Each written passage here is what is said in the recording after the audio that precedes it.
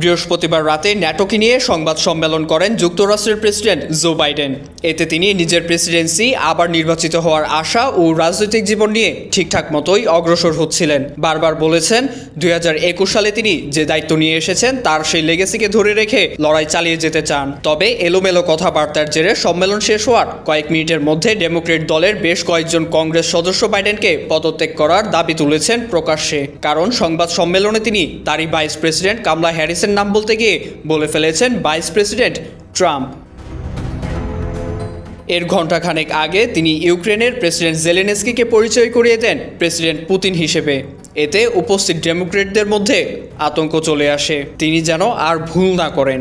এসবের পরেই সাংবাদিকরা যখন বারবার প্রশ্ন করছিলেন তার জবাবে তিনি হাসছিলেন।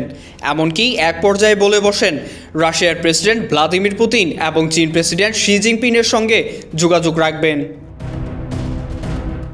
এর ফলে মার্কিন ইতিহাসের সবচেয়ে বয়স্ক প্রেসিডেন্টের মানসিক স্বাস্থ্য এবং শারীরিক সুস্থতা নিয়ে প্রশ্ন দেখা দিয়েছে। দাবি উঠেছে তার এসব স্বাস্থ্য পরীক্ষার, কিন্তু বাইডেন তা আবারও প্রত্যাখ্যান করেছেন। তিনি বলেছেন যদি এখন তিনি 2 বা 7 ডাক্তারও দেখান তবুও তার সমালোচকরা সন্তুষ্ট হবেন না। নির্বাচনী প্রচারণা সম্পর্কে তিনি বলেন সবেমাত্র শুরু করেছেন। আবারও বলেন এখনও তিনি আশাবাদী নভেম্বরের প্রেসিডেন্ট নির্বাচনে সাবেক প্রেসিডেন্ট ডোনাল্ড ট্রাম্পকে পরাজিত করতে পারবেন। IVTV USA, new York.